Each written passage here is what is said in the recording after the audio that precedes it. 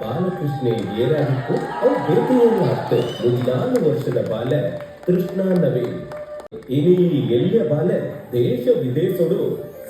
ಸಾವಿರ ಅಭಿಮಾನ ಇಲ್ಲ ಅಭಿಮಾನದ ಮೂರ್ತಿ ಬಂದ್ರು ಪೆನ್ಮೆನ ಸಂಗತಿ ಅಡ್ವರ್ಟೈಸಿಂಗ್ ಪಂಡ ಜಾಹೀರಾತು ಕ್ಷೇತ್ರಡು